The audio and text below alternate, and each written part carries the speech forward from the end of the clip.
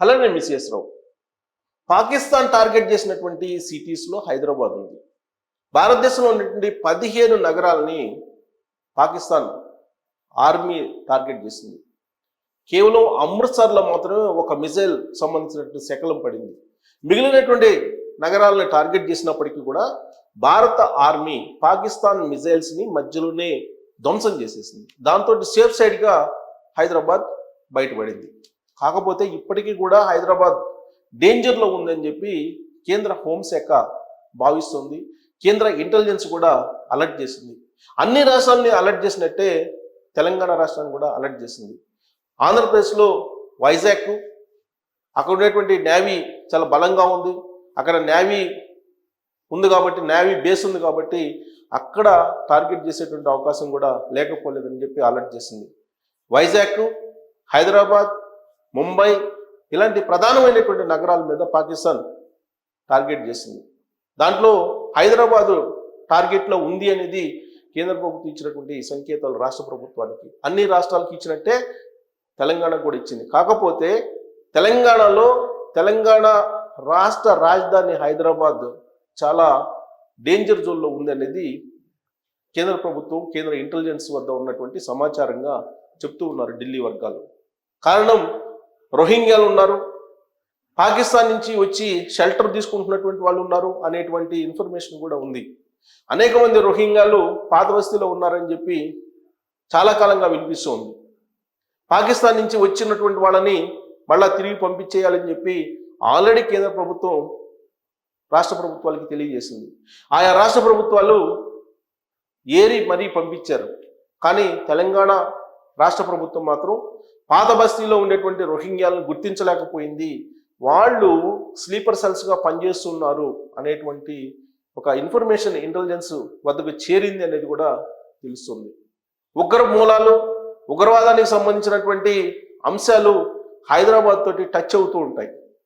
భారతదేశంలో ఎక్కడ ఉగ్రవాద దాడి జరిగినా దాని మూలాలు హైదరాబాద్లో, హైదరాబాద్ పాత బస్తీలో టచ్ అవుతూ ఉంటాయి. ఇది అనేక సందర్భాల్లో బయటపడినటువంటి అంశం.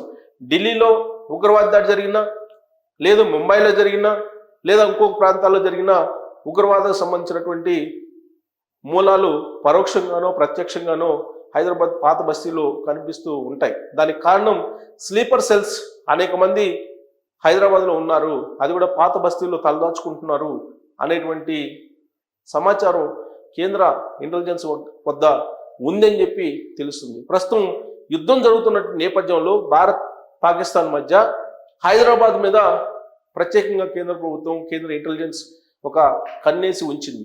ప్రస్తుతం ప్రపంచవ్యాప్తంగా మిస్ వరల్డ్ 2025 హైదరాబాద్ కేంద్రంగా జరుగుతోంది. అలాంటి సందర్భంలో ఏదైనా ఉగ్రవాద కదలికలు కానీ, లేదంటే ఉగ్రవాదానికి సంబంధించిన టార్గెట్లు కానీ ఉండేటువంటి అవకాశం ఉందేమో అనేటువంటి సమాచారం కూడా ఉంది. మిస్ వరల్డ్ 2025 హైదరాబాద్లో నిర్వహిస్తూ ఉన్నారు. వచ్చే నెల వరకు కూడా ఆ ఈవెంట్ జరగబోతుంది.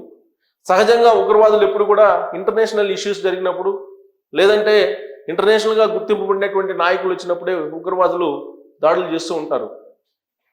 ఉదాహరణకి అమెరికా ఉపాధ్యక్షుడు జేడి వాన్స్ ఇండియాలో పర్యటిస్తున్నటువంటి రోజునే పెహల్గాం ఉగ్రవాద దాడి జరిగింది. సో అలాగే ఇప్పుడు హైదరాబాద్లో ఇంటర్నేషనల్గా ఉండేటువంటి మిస్ వరల్డ్ 2025 ఈవెంట్ జరుగుతోంది. దీన్ని ప్రతిష్టాత్మకంగా తీసుకుంది రాష్ట్ర ప్రభుత్వం. కాకపోతే స్లీపర్ సెల్స్ ఎవరైతే ఉన్నారో స్లీపర్ సెల్స్ వాళ్ళని పట్టుకోవడంలో, వాళ్ళని గుర్తించడంలో రాష్ట్ర ప్రభుత్వం సీరియస్గా తీసుకోవాలని చెప్పి కేంద్ర ప్రభుత్వం చెప్తోంది. వాస్తవంగా తెలంగాణ ముఖ్యమంత్రి రేవంత్ రెడ్డి గారు పెహల్గాం ఉగ్రదాడిని ఖండించారు. అలాగే ఇప్పుడు పాకిస్తాన్ మీద చేస్తున్నటువంటి యుద్ధానికి మద్దతు పలికారు. భారత ప్రభుత్వం ఏ నిర్ణయం తీసుకున్నా కానీ దానితోటే నడుస్తామని చెప్పి కాంగ్రెస్ పార్టీ అధిష్టానం చెప్పింది. అలాగే తెలంగాణ ముఖ్యమంత్రి రేవంత్ రెడ్డి గారు కూడా చెప్తూ ఉన్నారు. కాకపోతే పాకిస్తాన్లో ఉండేటువంటి వాళ్ళకి పాత బస్తీలో ఉండేటువంటి కొంతమందికి కనెక్షన్స్ ఉంది అని చెప్పి చాలా కాలంగా వినిపిస్తున్నటువంటి మాట. ఉగ్రవాదులు మూలాలు ఇక్కడ ఉన్నాయి, ఉగ్రవాదులకు సంబంధించి కొంతమంది టచ్లో ఉన్నారు, స్లీపర్ సెల్స్గా పనిచేస్తున్నారు అనేది చాలా సందర్భాల్లో, అనేక సందర్భాల్లో అసెంబ్లీ లోపల, అసెంబ్లీ బయట చర్చ జరిగింది. పైగా రోహింగ్యాలు, హైదరాబాద్ని బేస్ చేసుకుని రోహింగ్యాలు ఎక్కువ మంది ఉన్నారు. రోహింగ్యాలు ఇక్కడే తిష్ట వేస్తున్నారు. పాత బస్తీలోకి వెళ్ళి అక్కడ కార్డన్ చర్చ చేసేటువంటి పరిస్థితి లేదు పోలీసులకి. పోనీ అక్కడికి వెళ్ళి ఐడి కార్డులు తీసుకొని చెక్ చేసేటువంటి ధైర్యం కూడా చేయలేరు ఇప్పుడు ఉండేటువంటి పోలీసు కానీ లేదా ప్రభుత్వం కానీ. అక్కడ ఏం జరుగుతుందో కూడా నిఘా వేయలేనటువంటి పరిస్థితి. కాకపోతే ముస్లిం సమాజానికి ఒక బలమైనటువంటి నాయకుడిగా అసదుద్దీన్ ఉన్నారు.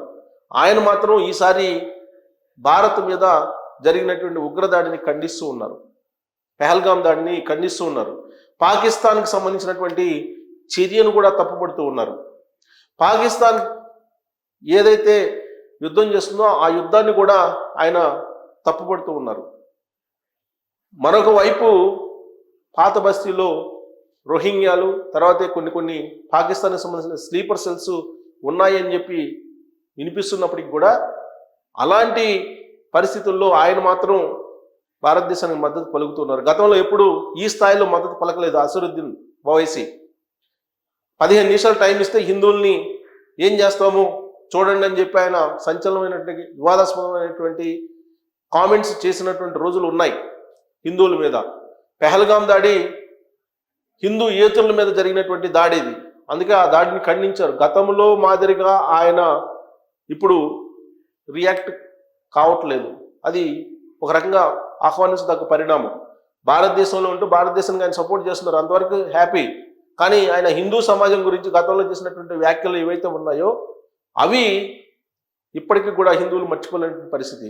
కాకపోతే ఇప్పుడు వ్యూహాత్మకంగా ముస్లింలు అభద్రతా భావంలో ఉన్నారు కాబట్టి ఆయన మనసు మార్చుకొని పాకిస్తాన్కి లేదంటే ఉగ్రవాద దాడికి వ్యతిరేకంగా మాట్లాడుతున్నారా, నిజంగానే ఆయనకి దేశభక్తి పెరిగిందా అనేటువంటి సందేహం కూడా లేకపోలేదు. మరి ఒకవేళ ఆయన నిజంగా చిత్తశుద్ధితోటి ఈ మొత్తం వ్యాఖ్యలు చేస్తూ ఉంటే కనుక రోహింగ్యాలు అనేక మంది అక్కడ ఉన్నారనేది కేంద్ర ఇంటెలిజెన్స్ యొక్క ఇన్ఫర్మేషన్. అలాగే స్లీపర్ సెల్స్ చాలా చురుగ్గా పనిచేస్తున్నాయి అనేది కూడా వినిపిస్తుంది. పాకిస్తాన్ టార్గెట్ చేసినటువంటి సిటీస్లో హైదరాబాద్ కూడా ఉంది. మరి హైదరాబాదు పాకిస్తాన్ టార్గెట్లో ఉంది, కాకపోతే జస్ట్ మిస్ అయింది. మిజైల్స్ మొత్తం మధ్యలో భారత ఆర్మీ కూల్చేసింది కాబట్టి సరిపోయింది, సేఫ్ సైడ్ బయటపడ్డాం అనేటువంటి ఒపీనియన్ వ్యక్తం అవుతుంది. సో కేంద్ర ప్రభుత్వం నుంచి ఎప్పటికప్పుడు అటు ఆంధ్రప్రదేశ్ ముఖ్యమంత్రి చంద్రబాబు నాయుడు గారు కానీ లేదంటే తెలంగాణ ముఖ్యమంత్రి రేవంత్ రెడ్డి గారు కానీ ఎప్పటికప్పుడు అప్రమత్తతో కూడినటువంటి సంకేతాలు, సందేశాలు ఇస్తూ ఉన్నారు. రెండు రాష్ట్ర ప్రభుత్వాలు కూడా భారత్ చేస్తున్నటువంటి యుద్ధాన్ని, భారత ఆర్మీ చేస్తున్నటువంటి యుద్ధాన్ని పూర్తి స్థాయిలో సపోర్ట్ చేస్తూ ఉన్నారు. కాకపోతే హైదరాబాద్ విభిన్నమైనటువంటి సిటీ. ఇక్కడ అనేక మంది వస్తూ ఉంటారు, అన్ని రాష్ట్రాలకు సంబంధించినటువంటి వాళ్ళు ఉన్నారు. వాళ్ళల్లో బెంగాల్ నుంచి వచ్చినటువంటి వాళ్ళు ఉన్నారు, పాకిస్తాన్ నుంచి వచ్చినటువంటి వాళ్ళు ఉన్నారు, బంగ్లాదేశ్ నుంచి వచ్చినటువంటి వాళ్ళు ఉన్నారు. ఇలాంటి వాళ్ళని ఐడెంటిఫై చేయాల్సినటువంటి పరిస్థితి ఉంది. కాకపోతే మిగతా రాష్ట్రాల కంటే కూడా తెలంగాణలో ఈ రోహింగ్యాలను కానీ లేదంటే పాకిస్తాన్ నుంచి వచ్చినటువంటి వాళ్ళని ఏరివేసేటువంటి కార్యక్రమం చురుగ్గా జరగట్లేదు అనేటువంటి అభిప్రాయం కేంద్ర ప్రభుత్వం వద్ద ఉంది. కేంద్ర ఇంటెలిజెన్స్ వద్ద కూడా అలాంటి సమాచారం కూడా ఉంది. కాకపోతే ముఖ్యమంత్రి హోదాలో రేవంత్ రెడ్డి గారు మాత్రం చిత్తశుద్ధితోటి భారత ఆర్మీ చేస్తున్నటువంటి యుద్ధాన్ని సపోర్ట్ చేస్తూ ఉన్నారు. అలాగే తెలంగాణ రాష్ట్రంలో స్లీపర్ సెల్స్ ఉన్నా లేదంటే రోహింగ్యాలు ఉన్నా లేదంటే పాకిస్తాన్కి సంబంధించిన సానుభూతి పనులు ఉన్నా ఏరివేసే కార్యక్రమం చెయ్యాలని ఆయన ఆదేశిస్తూ ఉన్నారు.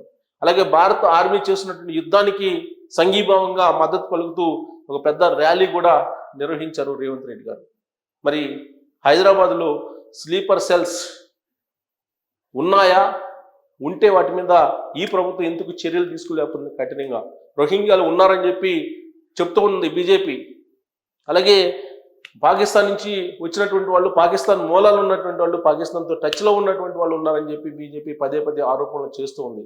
దానికి సంబంధించి కఠినమైనటువంటి నిర్ణయాలు లేదంటే నిఘా వ్యవస్థను పెంచాల్సినటువంటి అవసరం అయితే ఉంది. మరి ఆ దిశగా ఈ ప్రభుత్వం వెళ్తుందా లేదా అనే దాని మీద మీరు కామెంట్ చేయొచ్చు. Thank you.